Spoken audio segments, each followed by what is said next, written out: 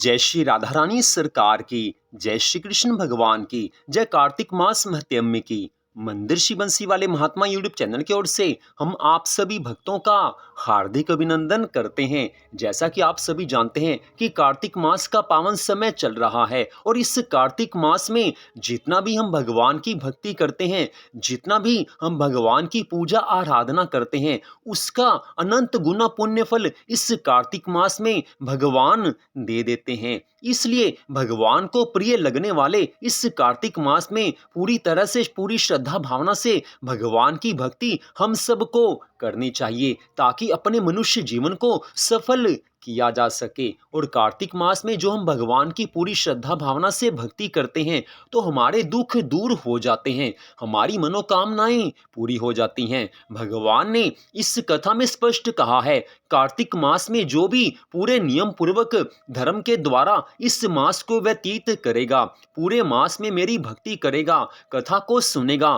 प्रातःकाल के स्नान के नियम का पालन करेगा, उसके ऊपर मेरी कृपा सदा बनी रहेगी। तो इन सब बातों को ध्यान में रखते हुए कार्तिक मास में हम सबको भगवान के चरणों में अपने मन को लगाना चाहिए। तो आज हम आपको सुनाने जा रहे हैं कार्तिक मास महत्म्य के 6ठे अध्याय की परम पावन कथा, जिस कथा को सुनकर भगवान से प्रेम हो जाता है, घर में सुख शांति आती है। तो कार्तिक मास महत्म्य के 6ठे अध्याय की कथा इस प्रकार है।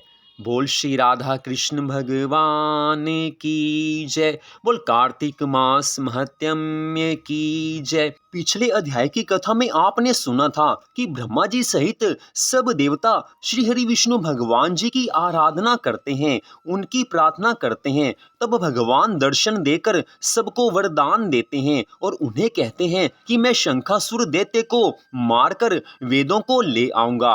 अब उससे आगे की कथा देवऋषि नारद जी राजा पृथु को आगे की कथा का वर्णन करते हुए कहने लगे हैं कि हे राजन, ऐसी बात कहकर श्री हरि विष्णु भगवान जी एक मछली का रूप धारण करके विंध्याचल वासी कश्यप की अंजलि में अवतरित हुए हैं। उस मछली पर दया करके मुनि ने उसको कमंडल में डाल लिया। जब वह उसमें नहीं समाई तब कुएं में डाला, कुएं से तालाब में, तालाब से समुद्र में डाली गई। तब वहां पर मत्स्य रूपधारी भगवान शंखासुर दैत्य को मारते हुए और उसे अपने हाथ में दबाकर बद्रीवन को गए हैं। वहां सब ऋषियों को बुलाकर भगवान जी ने कहा है कि जल के भीतर वेद निमग्न हो गए हैं, आप सब उन वेदों को ढूंढिए और शीघ्रता पूर्वक जल में से निकालकर रहस्य समेत ले आइए, जब तक मैं सब देवताओं सहित प्रयागराज में निवास करूंगा। इतनी कथा सुनाकर देवऋषि नारद जी आगे की कथा का वर्णन करते हुए कहने लगे हैं कि उन तपोबली ऋषि मुनियों ने तब बीज और यज्ञ मंत्रों सहित वेदों का उद्धार किया है।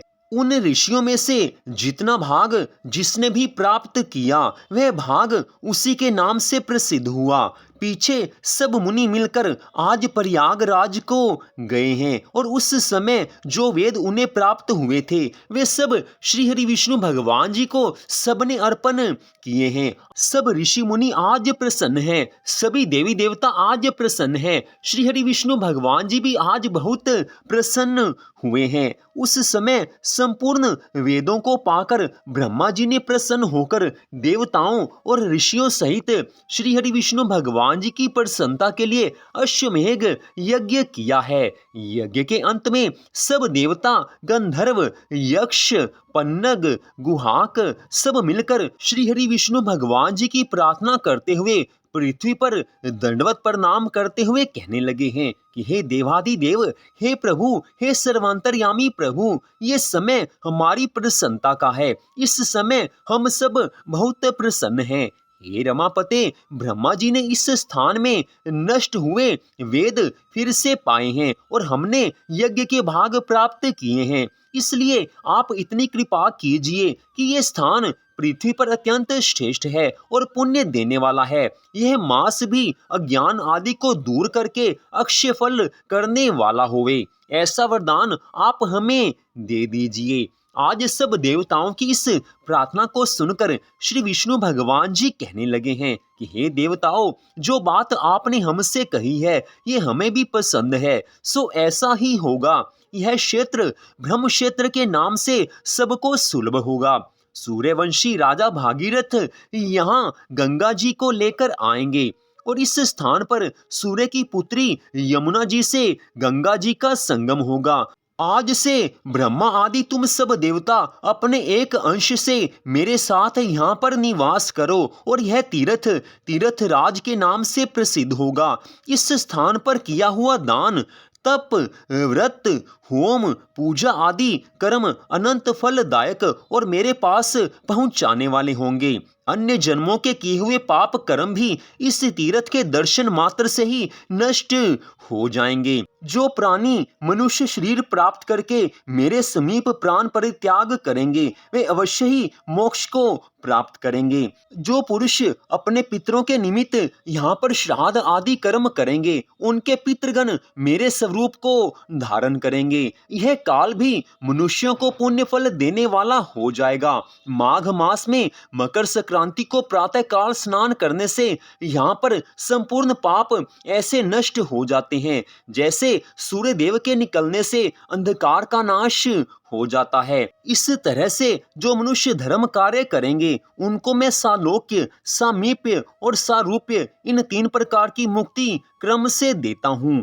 हे मुनीश्वरों, मैं सर्वज्ञ रूप से बद्रीवन में सदैव निवास करता हूँ। बद्रीवन मुझे विशेष रूप से प्रिय है। जो फल अन्य तीर्थों में 100 वर्षों में मिलता है वही फल तुमको वहां पर एक दिन में प्राप्त हो जाएगा।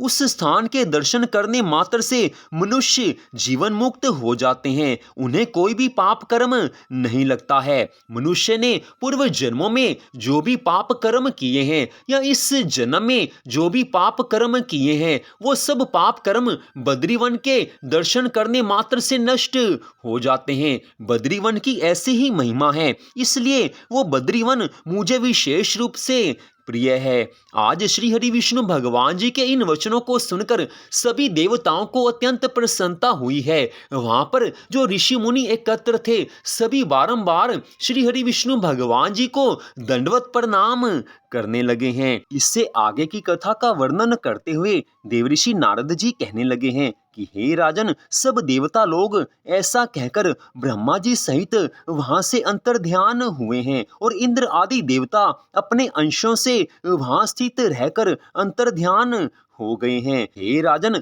जो मनुष्य पूरी श्रद्धा भावना से शुद्ध चित्त से इस पवित्र कथा को सुनते हैं उनको प्रयागराज और बद्रीवन की यात्रा करने का फल मिल जाता है।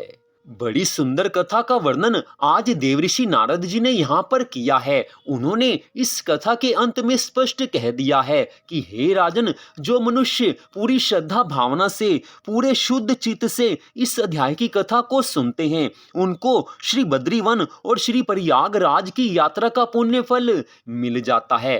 तो इसीलिए बारंबार कहा जाता है कि जब भी आप सब कथा सुने पूरी श्रद्धा भावना से कथा सुननी चाहिए, क्योंकि भगवान की कोई भी कथा हो कहीं ना कहीं जाकर वो हमारे जीवन में भी काम आती है और परलोक में भी काम आती है। लोक और परलोक को बनाना हो, भव सागर से पार उतरना हो, इस जीवन में सभी तरह के सुख संपत्ति आनंद प्राप्त करने हो तो जब भी कथा सुनी जाए पूरी श्रद्धा भावना से कथा सुननी चाहिए। तो कार्तिक मास महत्म के 6ठे अध्याय की कथा का यहीं पर विश्राम होता है। मंदिर श्री बंसी वाले महात्मा यूट्यूब चैनल की ओर से आज की इस कथा को सुनने के लिए आप सबका हार्दिक धन्यवाद।